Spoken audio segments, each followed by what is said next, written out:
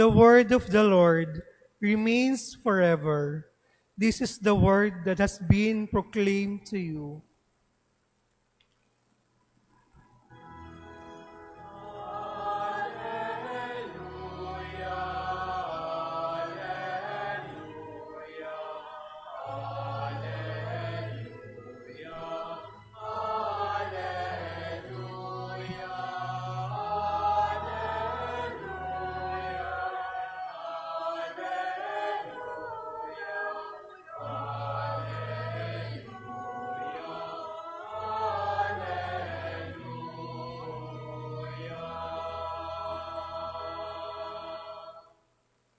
The Lord be with you. And with your spirit. A reading from the Holy Gospel according to Luke.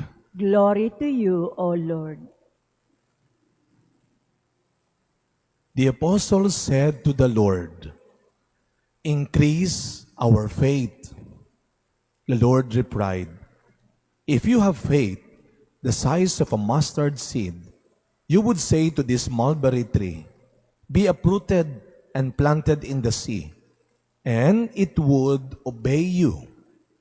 Who among you would say to your servant who has just come in from plowing or tending sheep in the field, 'Come here immediately and take your place at table'?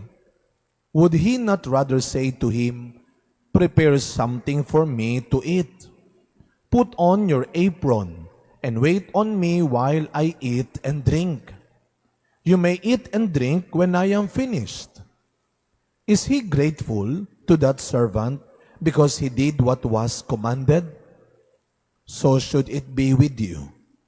When you have done all you have been commanded, say, 'We are unprofitable servants. We have done what we were obliged to do.'" My dear friends, the Gospel of the Lord. Praise to you, Lord Jesus Christ. Good morning po sa inyong lahat. Pakibati muna ng good morning ang katabi ho natin. Dahil gawin naman natin good and beautiful morning na ito dahil first Sunday of the month of October. Pagkasabi nga ho sa katabi ninyo, magdadasal tayo.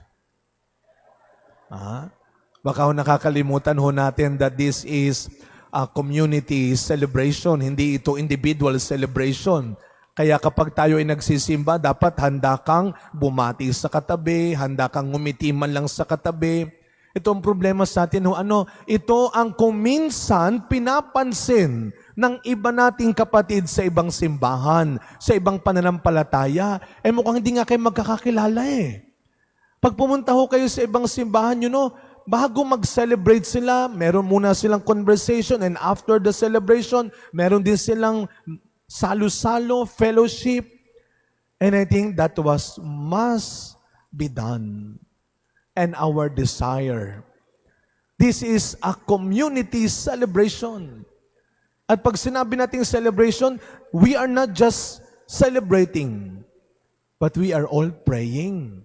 Because the Eucharist is the highest form of prayer. Alam nyo, ang linggong ito ay punong-puno ng panalangin. Mamaya ho, after the Apostles' Creed or the Profession of Faith, kapalit ho ng Prayers of the Faithful ay ang isang natatanging panalangin. Kung nanood kayo ng news kagabi, nabalitaan nyo na that the Archdiocese of Manila have now the Oratio Imperata. Prayer, special prayer for integrity, justice, for our country. At dahil nga ho, October ngayon, o kahapon, October 4, the feast of, sino ho? Saint Francis of Assisi, ang patron ng kalikasan. Kaya patawarin nyo kami, hindi lang namin na-announce nung Sunday, we are going to have the blessing of all the pets every after the Mass. So, ayun, tumawag na siya. Sabi niya, kami yun. So, magkakaroon ng pagbabasbas ng mga alagang hayop sa lahat ng misa pagkatapos ho ng misa. Kaya sa likuran ho, ipopwesto natin ang ating mga alaga. At pagkatapos ng mga misa ngayong linggo, magkakaroon ng pagbabasbas ng mga alagang hayop sa labas ng simbahan. Pero bago pa sila, first Sunday ngayon, may blessing ulit ng mga may birthday at anniversary ng October. And this month of October, we are offering special prayers also for all the missionaries, for all the indigenous brothers and sisters. And the month of October is the month of the Holy Rosary. Ano ang sabi ni Pope Leo XIV? Our beloved Pope is inviting all of us to pray the Rosary daily for peace. Peace not only for our families, peace not only for our country, but peace for ourselves, for our life. Sino ba dito ang ayaw ng kapayapaan sa buhay niya? We all want peace in our life. Amen. Ewan ko na lang kung sino dito yung magnanais talaga na sana maging magulo ang buhay ko, no? Sana maging magulo ang pamilya namin. Sana magdagdagan pa ang gulo sa bansang ito. Inay ko po, parang araw-araw na nga hindi natin alam kung kailan matatapos. Kabi-kabila, sunod-sunod, sabay-sabay. So Lord, this is our common prayer. Bring peace into our lives. At yan ang bigay ni Mama Mary sa atin. Mary gave the Holy Rosary, sabi niya sa kanyang message sa 3 bata sa Fatima, Lucia, Jacinta, Francisco. October 13 will be the last apparition anniversary of Our Lady of Fatima. Dahil from May to October, monthly, every 13th of the month, nagpapakita ang mahal na ina sa 3 bata. And on her first apparition at Fatima, ano ang kanyang sabi sa mga bata? At ano ang kanyang sinasabi sa ating lahat ngayon? Yung sinasabi ni Pope Leo, pray the Rosary daily for 2 great gifts, for the war to end and for peace to reign again. Itong kailangan natin, prayer. And do not just pray for each other, pray together.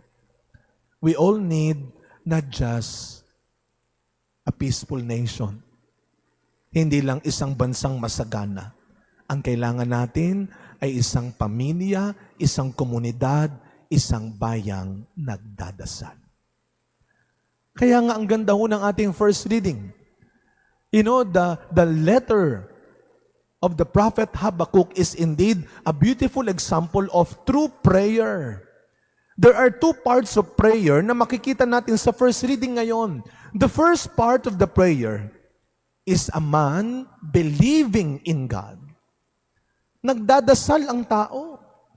Ano ang sabi ni Propeta Habakkuk? Patawarin mo kami sa aming nagawang kasalanan. Itigil mo na ang kasamaan. Maawa ka sa amin.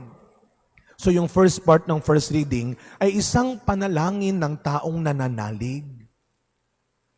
Ang panalangin ng taong nakikinig. Dahil ang taong nananalig ay ang taong nakikinig.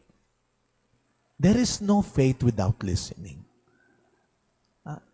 Kaya nga, tignan ho ninyo, nakakabastos. Hindi ka natutuwa sa taong hindi nakikinig sa'yo. Walang paniniwala sa iyo. Walang pananalig sa iyo. And the first part of the first reading is a man believing and listening. Kaya sa panalangin, hindi lang tayo dapat nagsasalita, nakikinig din. And the second part of the second reading, or the first reading, is God speaking to us. Answering our prayer.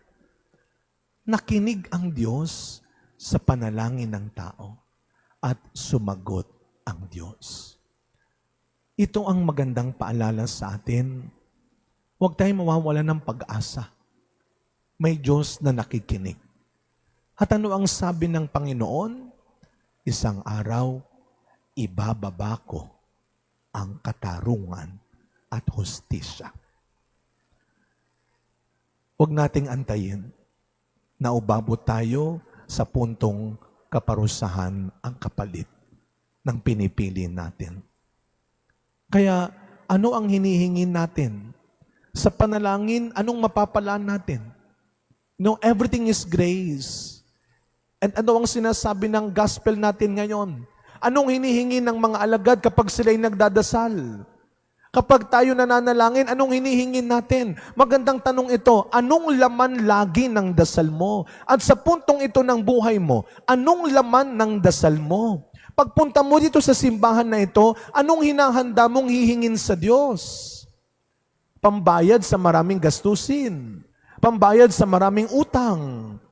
Katapusan ng mga nangwawalang ya at ang ginchismis sa'yo. Anong daladala mong panalangin sa puso't isip mo? Let us learn from the disciples. What was the greatest desire and request? Lord, increase our faith. Pagising pa lang sa umaga, yun na dapat ang una nating hinihingi. Lord, dagdagan mo ang pananalig ko sa iyo. Hindi ko alam kung anong pwedeng mangyari ngayon sa akin. Hindi ko alam kung ilang pagsubok ang darating sa akin. Hindi ko alam kung anong tukso ang haharapin ko sa araw na ito. Kaya, palakasin mo at dagdagan mo ang pananalig ko sa iyo. Increase my faith. Dahil anong sinasabi ng ating second reading? If we have that faith, then nothing and no one can destroy us. Magiging matapang tayo. Faith that will keep us moving. Faith that will keep us living. Kahapon ho, nandito nakikita ko ang ating mga miyembro ng Social Services and Development Ministry, ang SSDM, ang ating pastoral arm of the Archdiocese of Manila. Dahil kahapon, nag-celebrate ho sila ang Caritas Manila ng 72nd anniversary. Kaya tayo nagpapasalamat sa Caritas Manila, sa ating SSDM members, na silang nakakatulong natin sa mga pagkakataong kailangan, tinatawag ang ating pagkakawang gawa. Kaya pasalamatan po natin ang miyembro ng ating SSDM, palakpakan po natin ang mga members ng Social Services and Development Ministry ng ating parokya. Ano ang kanilang logo? Ano ang motto ng Caritas Manila? Anong motto? Wala na, nagyukuan na. Ano bang motto? Hindi ko nabasa kahapon. Charity works. Charity works. But remember, before love in the three theological virtues, there are faith and there are hope. Faith works. That's why charity works. There is no charity without people who still believe in goodness, in kindness, in charity. Faith works before charity works. And faith is the greatest gift of God to man. Kapag nawala ng taong nananalig, mahihirapan na ang taong makinig at umibig. Nung nagmisa ako last Wednesday sa Baclaran, alam mo ninyo, makinig tayo mabuti, kaya mahalaga po pinapaalala namin sa ating mga greeters and collectors, hindi lang ho sila collectors and collectors. Sila ho ay may mahalagang pananagutan din. At yan ay ang panatilihin ang kabanalan ng lahat sa loob ng simbahan. Kasama ang pagkukomunyon. Kaya tayo merong greeters dito po sa harap ng simbahan, hindi lang sa likod ng simbahan, upang panatilihin ang kabanalan ng banal na komunyon. Kaya ho, bago kayo bumalik sa upuan, siguraduhin, sinubo nyo na po ang katawan ni Kristo kung naniniwala kayo na ang hawak ninyo ay ang katawan ni Kristo. Alam mo ninyo doon sa Baclaran, habang ako'y nagpapakomunyon, may isang lalaki, pagtanggap niya ng komunyon, alam mo ninyo ang aking matay malikot kapag nagmimisa. Alam lalo na ng mga sakristan yan. Kaya ho, kahit ako'y nagpapakomunyon, nakatingin yung aking kaliwa doon sa lalaki na hindi niya sinubo. Alam mo ninyo, nung hindi ko nakinaya, tinignan ko siya. Nakakita ko ng babae doon sa dulo, nagkatinginan kami. Sabi ko lang sa kanya, hinabol niya talaga yung lalaki at pinakumunyon, kinasubo niya yung ostya. Tapos pagtingin ko ulit sa kanya, sabi ng babae, you know, I really admired her.